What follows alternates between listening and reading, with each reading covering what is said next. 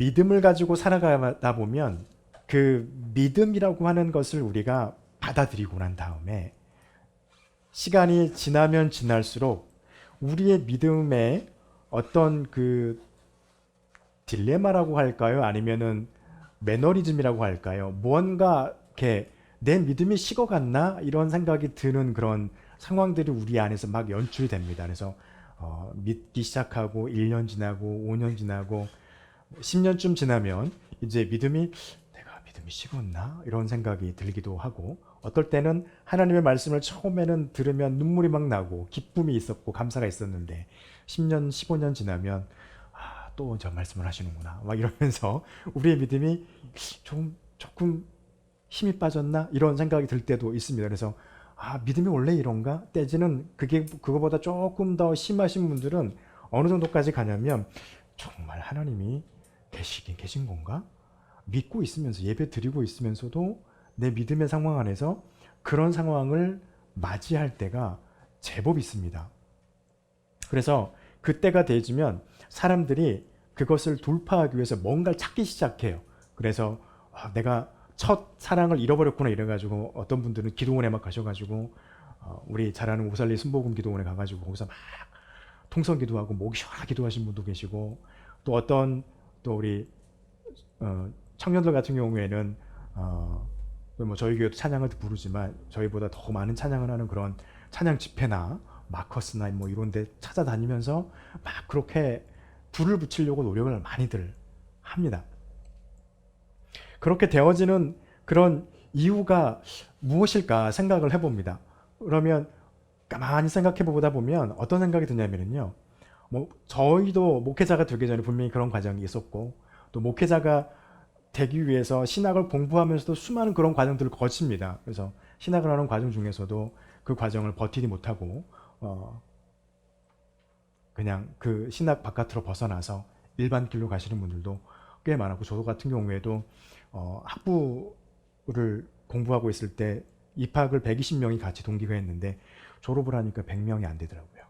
한 20명이 좀 넘게 그 길에서 이제 벗어납니다. 그래서 왜 그러지라고 했더니 학교 교수님들이 그 말 하더라고요. 그게 당연한 거다. 그들에게는 소명이 없었던 것이다. 이렇게 말씀을 하시면서 그렇게 하는 것도 있었습니다. 그래서 이런 많은 갈등들이 있습니다. 이게 정말 믿음이 이게 사실일까라고 하는 그런 의구심을 들 때가 많이 있다는 것이죠. 오늘 우리가 말씀을 읽어보았을 때 바울이 지금 히브리서를 통하여서 로마에 있는 한 교회이죠. 로마에 있는 한 교회에 편지를 쓰면서 바울이 먼저 말하는 것이 13절에서 너희가 하나님 앞에서 자라나야 된다라고 하는 것을 지금 5절, 3절, 4장부터 지금 말씀을 하고 계시거든요. 4장부터 히브리서 4장부터 쭉 말씀을 하고 있어요. 그러면서 바울이 그렇게 히브리서를 통하여서 그들을 권면하면서 채찍질을 하죠. 너희가 믿음이 꽤 오래되었는데 자라나지 못하고 있다라고 하면서 채찍질도 하면서 걱정하는 말투로 바울이 복음서를 이 말씀을 전하고 있습니다. 그런 와중에 바울이 그들에게 말하고 있는 것이 아브라함을 바라보라라고 말씀을 하고 있습니다.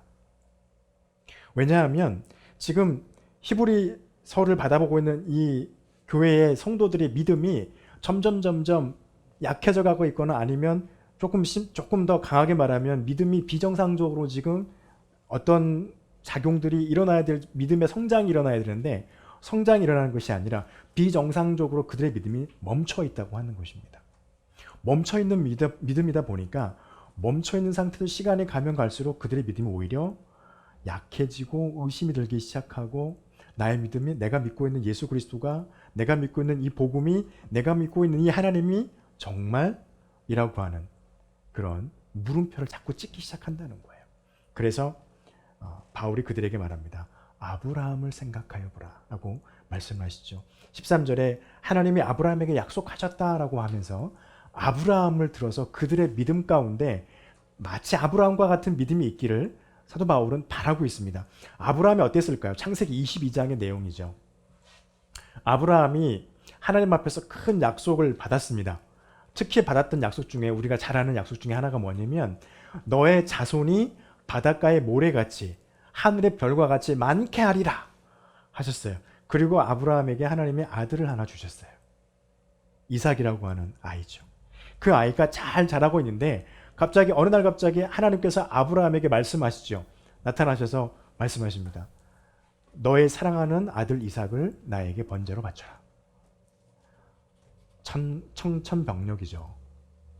하나님이 약속하신 아들인데, 아브라함에게 하나밖에 없는 아들인데 하나님이 그를 달라는 것입니다. 그리 했을 때 그 아브라함의 모습은 어떠했는지를 사도 바울은 아주 짧게 13절 한 절에서 요약하고 있죠. 하나님께서 약속하셨어요. 이삭을 통해서 무엇인가 하겠다고. 그리고 그를 통하여서 맹세하시는 일을 22장에서 벌어지게 합니다. 그래서 아브라함이 22장의 내용을 보면 자기 아들과 사환들을 데리고 모리아산이라고 하는 곳으로 가고 양을 데리고 가지 않죠. 그리고 자기 아들에게 땔감을 지우고 그리고 모리아산으로 두 사람만 갑니다. 가서 단을 정비했겠죠. 그리고 나서는 그의 아들 이삭을 이제 잡아서 곧 이제 그 일들을 하려고 합니다. 그럴 때 하나님께서 그를 급하게 막으시죠. 우리가 아는 것처럼 아브라함의 이름을 2번 부르고 그 아이에게 아무것도 행하지 말아라 라고 말씀을 하십니다. 그리고서 하나님께서 아브라함에게 하셨던 것은 이제 네가 그 어떤 것보다도 나를 더 사랑하는지 알았으니 그 아이에게 손을 대지 말라 라고 하시면서 했던 것이 그 13절에 있는 말씀입니다. 내가 너에게 약속한 그 약속을 반드시 지킬 것이다 라고 이제 하나님께서 아브라함에게 맹세까지 하시죠. 어마어마한 일이 벌어진 겁니다. 그리고 그에게 말씀하시죠. 너로 말미암아 세상이 복을 받게 하리라. 다시 말하면 네가 복의 근원이 되게 하겠다라고 하나님께서 아브라함을 이제 세우십니다. 그랬던 이유는 한 가지입니다. 아브라함이 순종하는 삶을 살고 있었음을 우리는 보아야 합니다. 우리가 잘 아는 것처럼 창세기 12장에서 아브라함이 모르는 어떤 신이 자기를 불렀어요. 한 번도 듣지 못했던 그 신이. 그리고서 대뜸 말합니다. 너는 너의 친척 아비 집을 떠나서 내가 너에게 지시할 땅으로 가라. 그랬더니 대뜸 나와요. 어마어마한 일을 한 거죠. 이해할 수 없는 사건입니다. 아브라함은 거기에 있는 게 그의 생명과 그의 가업을 지키는 가장 좋은 방법이었거든요. 그런데 거기에서 나오라는 거예요. 그곳에서 나오는 동시에 고대 사회는 지금은 뭐 그렇게 많이 그렇진 않지만 고대 사회에는 자신의 시족과 자신이 살고 있던 고향에서 나오는가 동시에 자신의 생명과 자기 가족의 안전을 절대 보장받을 수 없었던 사회적인 분위기였죠. 그런데 그것을 실행을 했습니다. 하나님께서 그에게 100세 되던 해에 하나밖에 주시지 않았던 아들 이삭을 모리아산에서 제물로 바치라는 거예요. 이해되지 않는 거죠. 모순되는 하나님의 말씀이었던 것이죠. 이 아들을 통해서 하늘의 별과 같이 바닷가의 모래같이 많게 하겠다고 했는데 하나밖에 없는 그 아들을 내다달라는 거예요. 정말 모순이었던 거죠. 아들이 한 100명 됐으면 그 중에 하나 주면 뭐 그럴 수 있겠다 이렇게 할 수 있겠지만 그것도 아니었다는 것이죠. 그런데 아브라함은요 순종했습니다. 그리고 그의 삶에서 하나님과의 관계 속에서 엄청난 인내가 있었죠. 그가 떠나와서 헤브론까지 올 때까지 그 과정 속에서도 마찬가지고 그 헤브론 안에서 일어났던 수많은 사건들이 있잖아요. 자기 부인이 너무 예뻤는데 왕들이 한눈에 반해가지고 자기 부인을 뺏어가고 또 하나님께서 그를 다시 자기 위치로 돌아오게 만드는 일이 2번이나 반복되어지고 또 많은 부족과의 싸움도 있었고 또 자기 조카를 구해내야 하는 그런 일도 여러 번 있었고 하는 그 사건 속에서 계속해서 하나님을 의지하고 믿습니다. 그리고 하나님께서 어느 날 갑자기 나타나셔서 내가 너에게 아들을 주리라고 했을 때 웃었죠.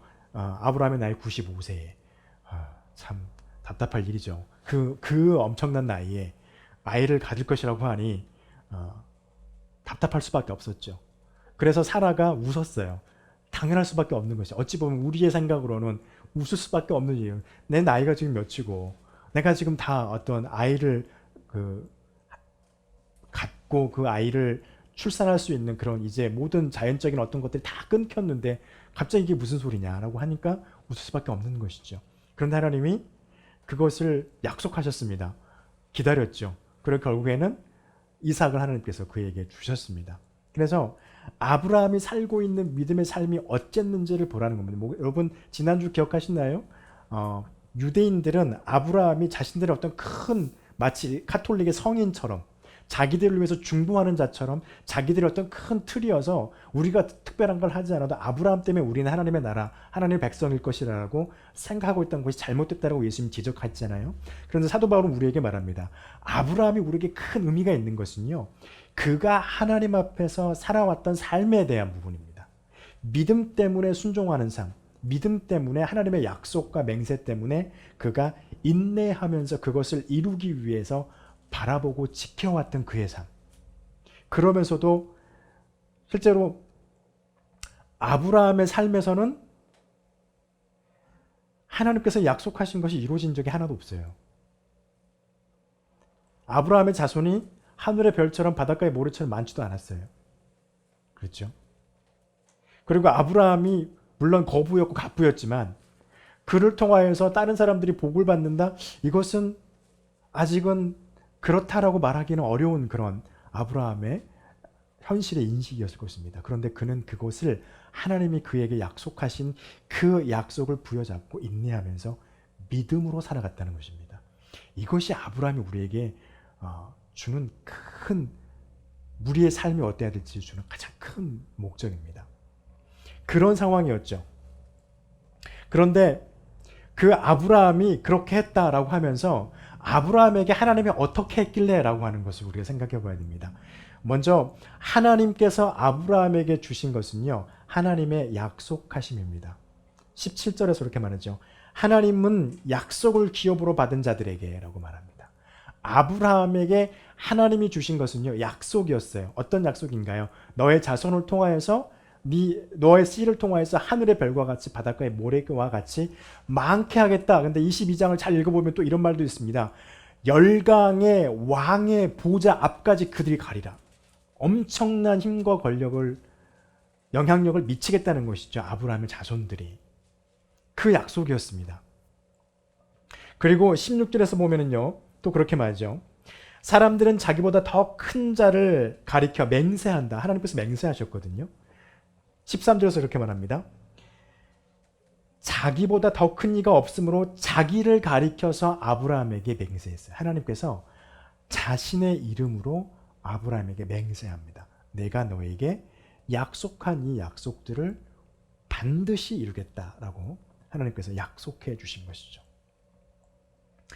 우리가 기억할 것은 하나님이 아브라함에게 주신 약속은요. 변하지 않는다는 것이 중요합니다.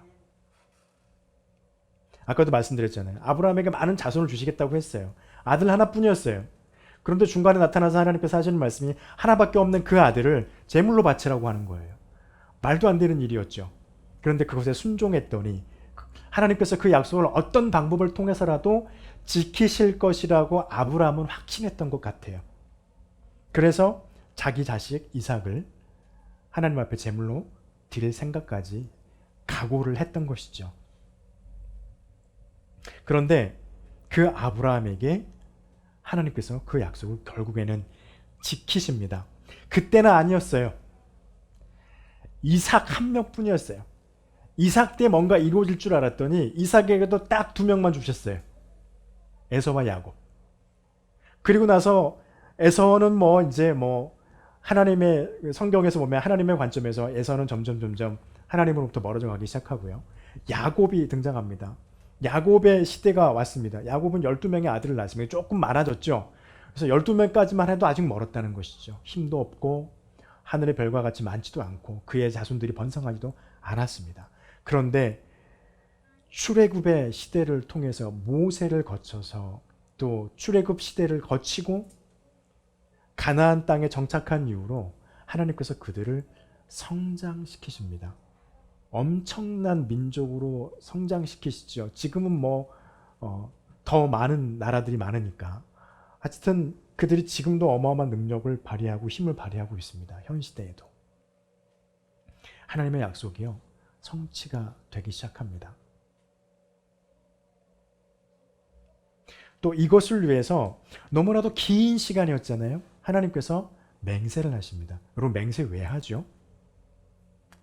어떤 사람과 어떤 것을 하다가 그 상대방이 나와의 어떤 계약을 한다거나 어떤 일을 해야 되는 이 사람이 내가 하는 말을 잘 믿어주질 못해요. 그러면 우리는 그때 하는 말이 나의 말을 믿을 수 있는 사람의 이름이나 어떤 물건을 거론하면서 이게 있으니 믿고 따라와도 된다 라고 하면서 하는 게 맹세죠. 그런데 하나님께서는 우리 인간에게 맹세할 필요가 없으시거든요. 그런데 하나님이 아브라함에게 일부러 맹세를 하시는 거예요. 그것도 하나님 스스로에게는 큰 자가 없는 거, 하나님보다 더 능력 있고 하나님보다 더 큰 자가 없으니까 하나님이 할 수 있는 건 뭐냐면 하나님이 하나님의 이름으로 그 사람에게 맹세할 수밖에 없는 거예요. 자기 자신의 이름으로 맹세하는 겁니다. 어마어마한 큰 겁니다. 왜냐하면 그리스의 신 같으면은 이런 아들 딸들의 신들이 조금 하위 신들이 제우스의 이름으로 맹세할 수도 있었을 것 같아요. 그런데 하나님은 하나님뿐이잖아요. 성경은 신은 하나님밖에 없다라고 말하잖아요. 그 혼자밖에 안 계시고 하나님보다 더 강력한 그 누구도 존재하지 않고 그 어떤 것도 존재하지 않으니 하나님께서는 자신의 이름으로 아브라함에게 내가 너에게 약속한 이 모든 것을 이루겠다고 보증해 주신 겁니다. 그것을 가지고 아브라함은 버텼죠. 순종했죠. 인내하는 삶을 살았습니다. 그래서 오늘 17절, 16절, 17절에서 그 말씀을 하고 있는 것이죠. 여러분, 이 하나님께서 아브라함에게 주셨던 약속과 그 약속을 이루시겠다고 하는 그 맹세, 이것은요, 예수 그리스도를 통하여서 오늘날 저와 여러분에게도 적용된다는 게 중요합니다.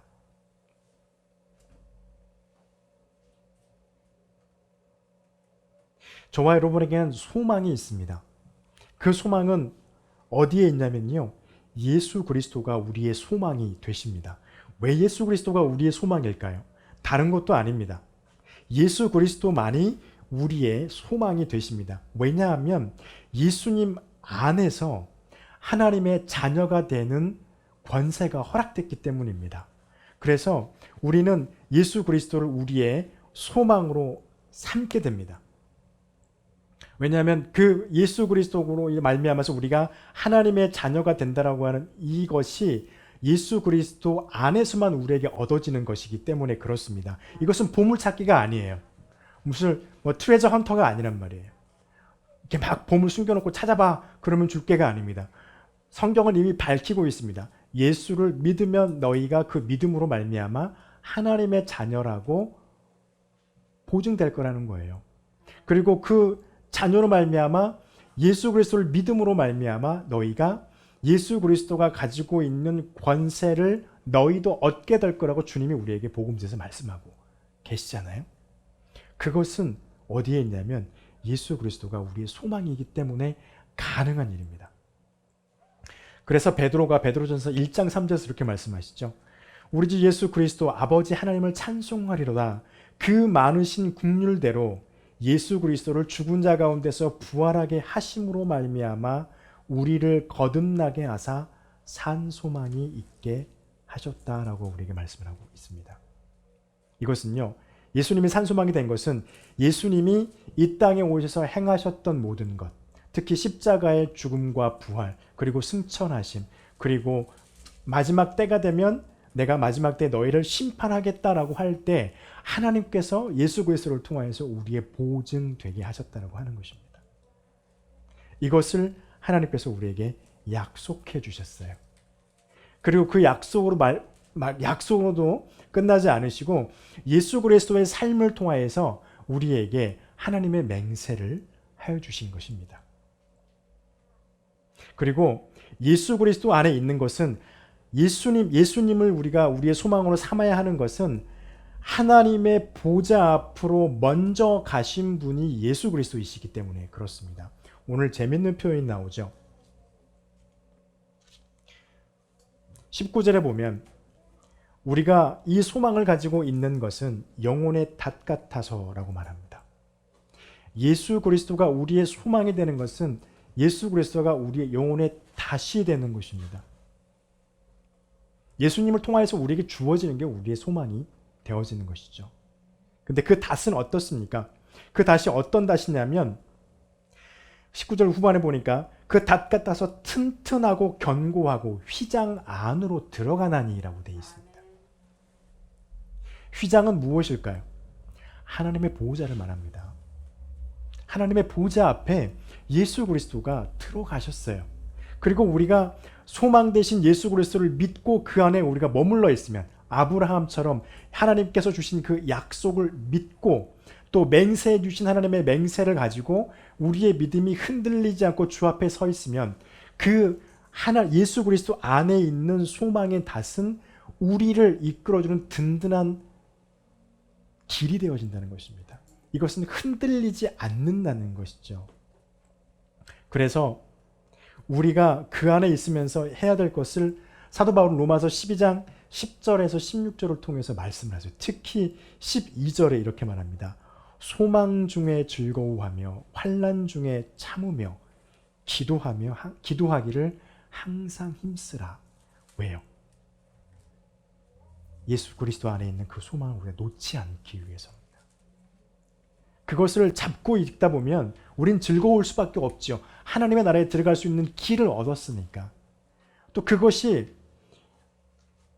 갈 수 있는 지름길이고 직행할 수 있는 고속도로이니까 멈춤이 없는 것이니까 마지막 때가 되면 우리가 잡고 있는 그 소망 때문에 주님께서 우리를 하나님의 보좌 앞으로 단숨에 끌으실 겁니다. 그런데 그렇다 보면 우리의 세상의 삶 속에서는 우리에게 환난이 있을 거라는 겁니다. 그래서 참으라는 거예요. 그래서 참으면서 할 수 있는 것이 우리가 그것을 붙들 수 있도록 기도하는 것입니다.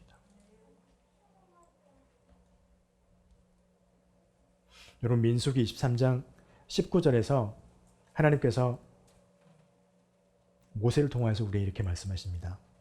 하나님은 사람이 아니시니 거짓말을 하지 않으시고 인생이 아니시니 후회도 없으시도다. 어찌 그 말씀하신 바를 행하지 아니하며 하신 말씀을 실행하지 아니하겠느냐라고 말씀하십니다. 구약의 이 말씀이 구약의 이스라엘에게만 적용되어질까요? 아닙니다. 저와 여러분에게도 오늘 말씀이 적용되어집니다. 왜요? 예수 그리스도를 통하여서 우리가 하나님을 믿고 있기 때문입니다. 우리에게 약속하신 그 하나님, 우리에게 하나님의 것을 기업으로 주셔서 변하지 못할 사실로 말미암아 18절에서 그렇게 말씀하시죠. 변하지 못할 사실로 말미암아 앞에 있는 소망을 얻으려고 주님 앞에 가면 주님은 저와 여러분에게 튼튼한 닷이 되어주고 그것을 붙잡을 수 있도록 능력을 주실 것입니다. 그것을 붙잡는 저와 여러분이 되시기를 간절히 축원합니다. 기도하겠습니다.